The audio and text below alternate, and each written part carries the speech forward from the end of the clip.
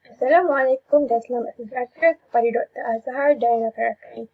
Kami dari kumpulan 7 akan membentangkan tentang model pertumbuhan ekonomi.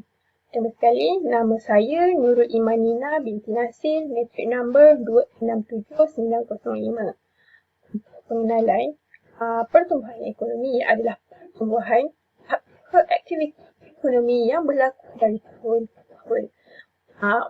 Untuk mengetahui kadar pertumbuhan ekonomi, ini harus dibandingkan dengan pendapatan dari pelbagai tahun yang dikira berdasarkan harga yang berlaku atau harga tetap.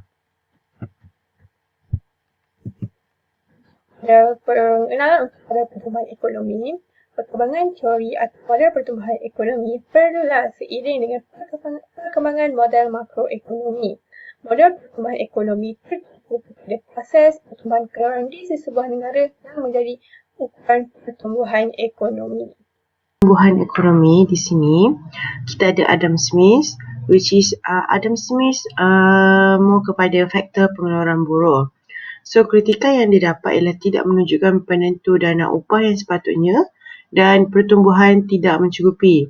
So ayat utama dia ialah untuk memilih kestabilan dan keamanan daripada revolusi. So karya menjelaskan aspek masyarakat. So karya dia adalah untuk menjelaskan aspek masyarakat. So second, kita ada Karl Marx, which is faktor pengeluaran model.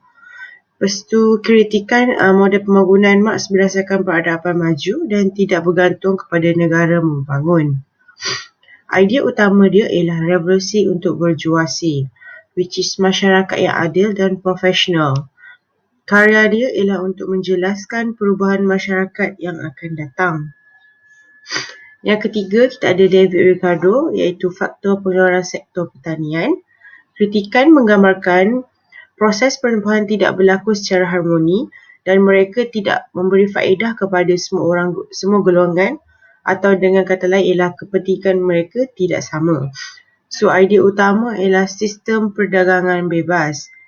Yang keempat, kita ada Harrod Domar, which sebenarnya ialah Harrod dan Domar, but teori mereka digabungkan. So tujuannya untuk faktor perbelanjaan dan pelaburan.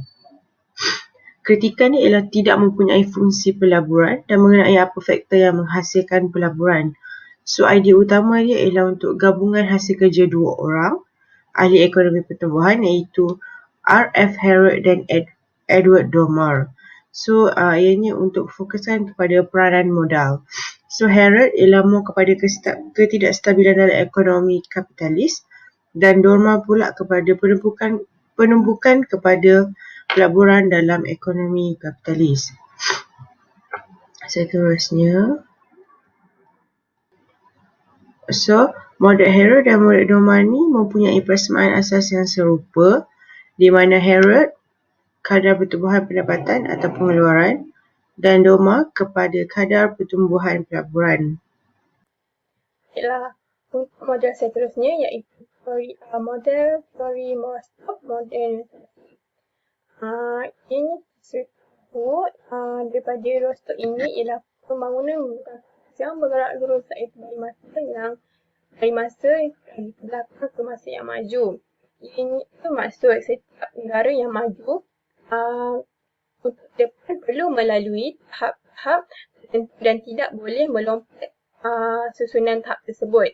Terbahagi kepada 5 tahap, iaitu tahap masyarakat tradisional, syarat untuk landas, tahap gerakan ke arah kedewasaan, 5 tahap penggunaan tinggi.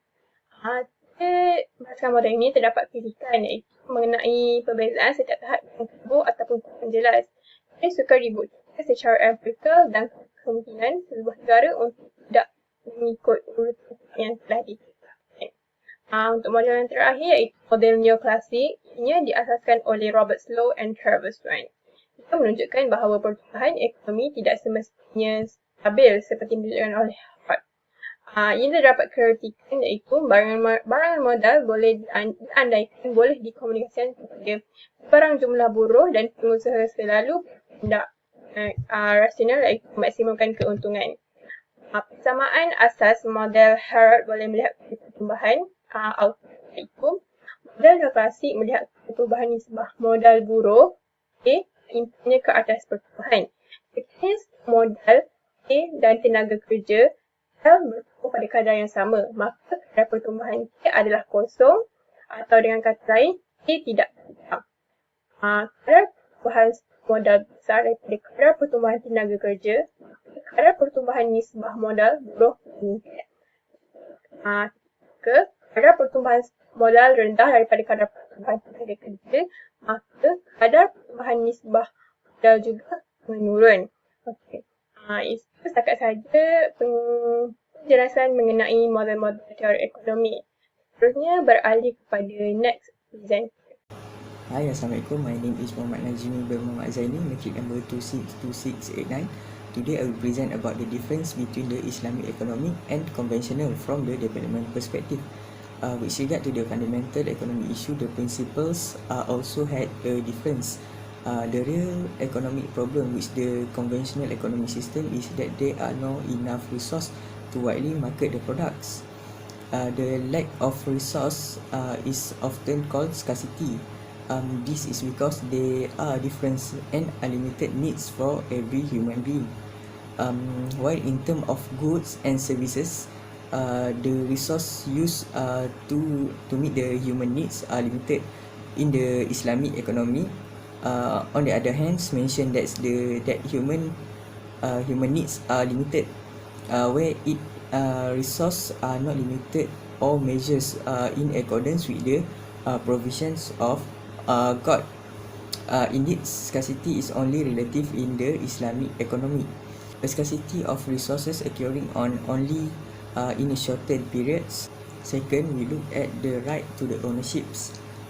The important idea of capitalism is the existence of the right to the private ownership property. The systems believe that the means of production that are managed and controlled by the private profit by individuals or groups.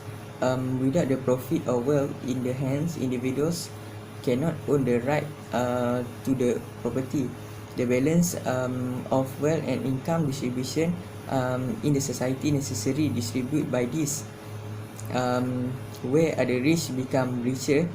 In reality, ownership belong to God, where some rights are only granted to men to fulfill the aim of God.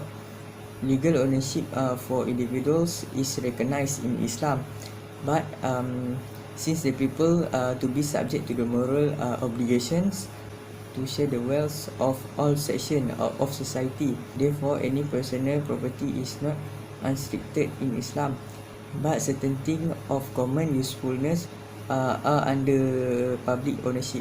Moreover, there are also different perspectives of monopoly. Other features of capitalism is competitions that contribute to the destruction of small business and enterprise. This problem promote the merge of small enterprise into the major organizations.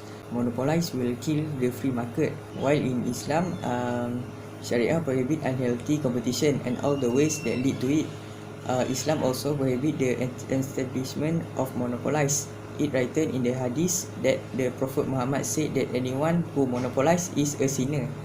In particular, Islam prohibit the monopolize of food or item that daily use, such as the food and the daily necessity, goods and services of the common interest of the community and cannot be monopolized. Similarities on Islamic and conventional economic from development perspective. There are four, which are economic globalization, economic freedom, privatization, and the concept of property and ownership.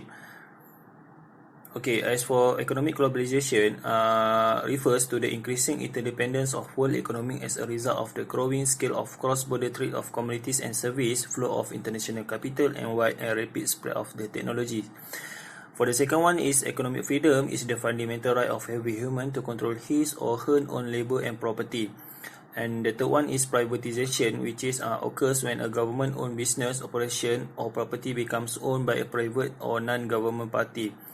It generally helps government to save money and increase efficiency, where private companies can move goods quicker and more efficiently. For the last one is ownership of property. Ownership is the state of having complete legal control of the status of something, while property is something that is owned. Okay, ownership of property ensure more careful use of it by the owner. There is an incentive to preserve the value and usefulness of property you own because you have a stake in its value and its ability to satisfy your needs. In conventional economy, a positive approach is much stressed because it studies in the phenomenon of the existing economy and postpone the measurement value in any economic decision. Meanwhile, Islamic economy use two kinds of methodology, normative and positive methodologies. Normative methodology refers to what should be done in economic activities according to Islamic rules. Both economic systems use a positive methodology, but Islamic economy also use the positive method that aims to find a way to change economic practice in the Islamic way. Okay, Ibn Khaldun said civilization and its well-being as well as business prosperity depend on productivity and people's effort in all directions in their own interest and profit. From the explanation above, we can take the conclusion that between Islamic and conventional economic use several differences which can affect every economic activities. Okay, that's all.